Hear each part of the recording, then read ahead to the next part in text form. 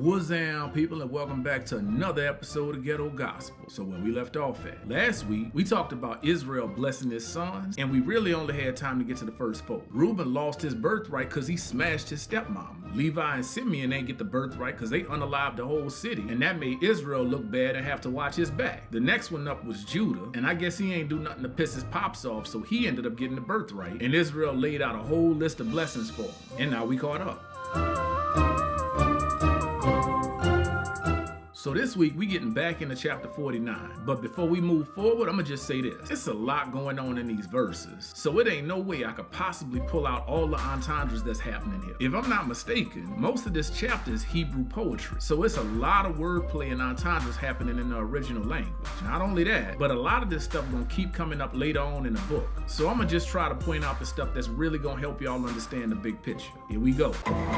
This one of the brothers you don't hear too much about. Come to think of it, you really don't hear much about anybody that ain't one of the first four or the last two. So seeing what Israel say here is kind of important because we ain't gonna see too much wrote about him nowhere else. So what he say about his son Zebulon is that boy gonna cop him some oceanfront property. Nah, that ain't what he said. But what he did say is that he gonna live by the seashore. And that sound cool and all, but peep what he say next. He said that he gonna be a harbor where folks park ships at. And if you talking about Zebulon like a person, that don't sound like it makes sense. This the part where you start to understand that he ain't just talking about the man. This talking about his legacy. Like if somebody told you that ever since you started making money, you've been on cruise control, you know they ain't talking about how you driving. Same idea. And then he really drive home the point once he said that his territory gonna be next to Sidon. I ain't gonna spend no time explaining Sidon, but I'll put a link at the bottom if you really want to dig into that. Or you could just watch the news. Israel start off saying that Issachar gonna be a strong donkey. Some translations use that other word, but that ain't the translation I'm reading right now. So let's just keep it moving. But most of history up until just recently, the idea of being a donkey ain't mean the same thing that we think of now. When it wasn't no cars around and you had to ride an animal to get everywhere and use an animal to move anything heavy, having a donkey was basically like having a pickup truck. And you know how truck folks love their pickup trucks. But peep the next thing he said. He said that when he realized he found a nice little spot to post up at, he got comfortable and bent his shoulder down to carry a load and ended up in forced labor. Basically, he ended up a slave. And that idea of bending the shoulder and bearing the load sound like he either bowed down, spread himself too thin, or somehow became a pervert. In the Hebrew, that phrase kind of carry all of them meanings at once. And that's what led to him ending up a slave. If you look at history, you will see how often folks end up slaves because they was chasing that easy and comfortable life. Crazy how that worked, huh?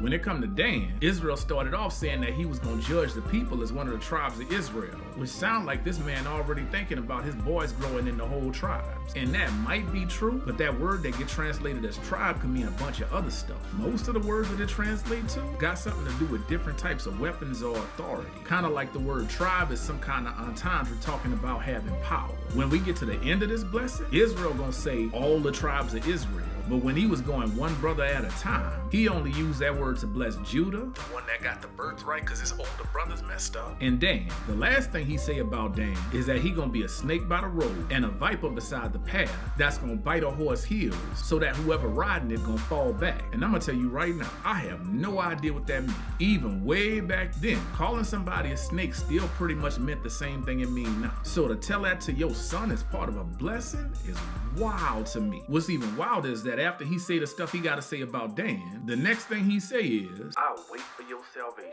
Lord. In Hebrew, that ain't but 3 words. The word for salvation, wait, and God.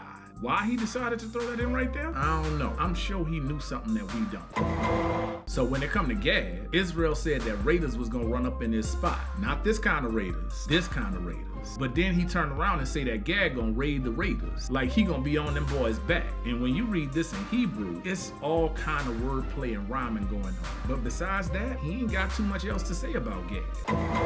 When you read what Israel say about Asher, he kept it short here too. It read that he gonna have rich food and produce royal delicacies. When I dug into the words to see what they meant, it sounded like it might be a little jab at Asher, like he might have been kind of chunky. But it also seemed to point to his tribe eventually being the kind of place where you could get some of the best food or luxuries, like Dubai or Italy or New Orleans or something. Don't need much at me. The best food is in New Orleans, period. Apparently, they gonna produce stuff so good that kings and royalty will want to come get it. Now, when it comes to Naphtali, if you read what it say, it sounds like Israel might be saying that Naphtali gonna have some pretty kids, because he called him a doe. What's a doe?